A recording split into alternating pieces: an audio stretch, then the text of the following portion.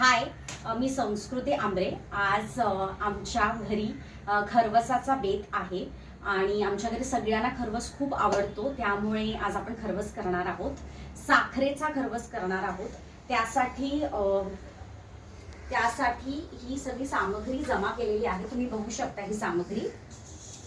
त्यामध्ये 250 ml 500 gram एवढा गाईचा चीक घेतलेला आहे. तुम्ही असं बघाल हा थोडा पिवळट असतो.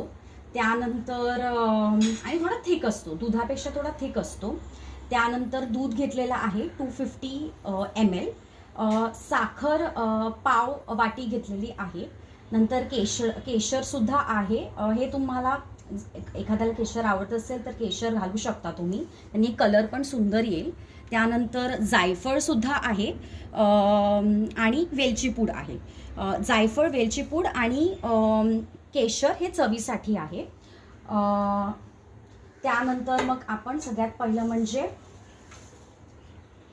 हे चीक आहे, त्यामध्ये आपण दूध टाकणार आहोत. त्यानंतर साखर, एक मिनिट, आणि ती साखर पूर्ण विरघळली पाहिजे.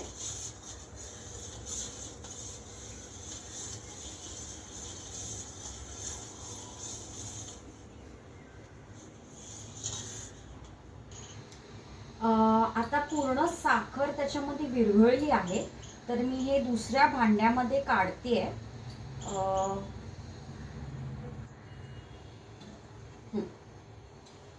त्यामध्ये मग आता मी थोडं वेलची पूड,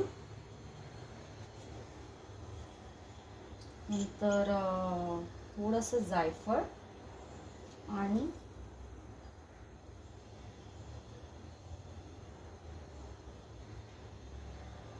थोडं केसरचे स्ट्रँड्स टाकते.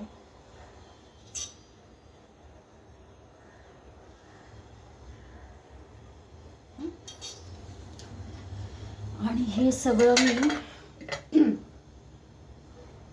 आता हे कुकरमध्ये पाणी निवडत ठेवलेलं आहे. एक 10 मिनिटं झाली, त्यामुळे ते तुम्ही बघत असाल तर उकळत्या पाण्यामध्ये आपल्याला ठेवायचंय.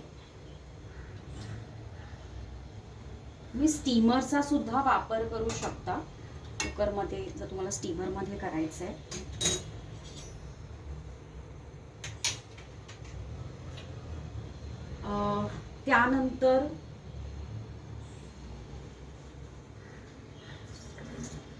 त्यानंतर आपल्याला आपण हे शिजवणार आहोत, त्यामुळे ते पाणी जे शिजलेलं आहे ते त्या ह्याच्यामध्ये उतरू नये म्हणून आपण त्याच्यावरती एक असं झाकण मारतोय. आणि आपला जो कुकर आहे तो आपण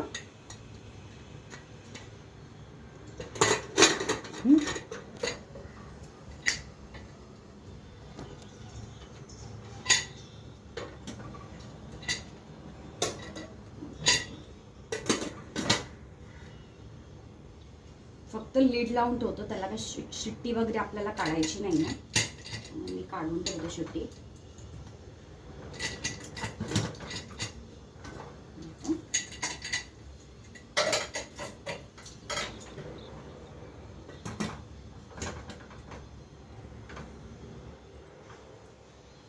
आणि एक 15-20 मिनिटं आपल्याला असंच ठेवायचंय.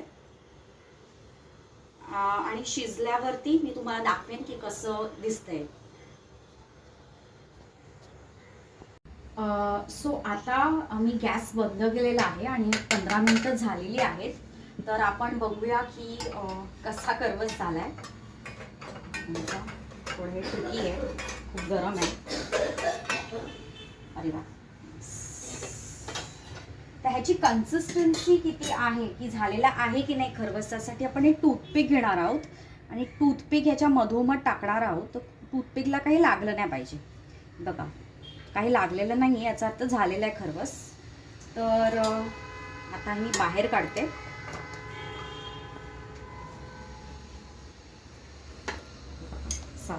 जेली टाइप्स झाला व्यवस्थित.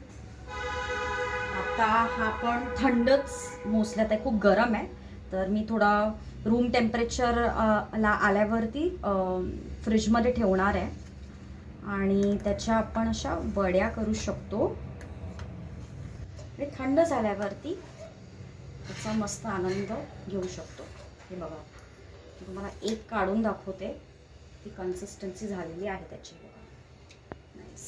सी, असं झालेलं आहे. ते गरम गरम आहे त्यामुळे एकदम काढता येत नाही पूर्ण, आणि त्याची कन्सिस्टन्सी अशी होते.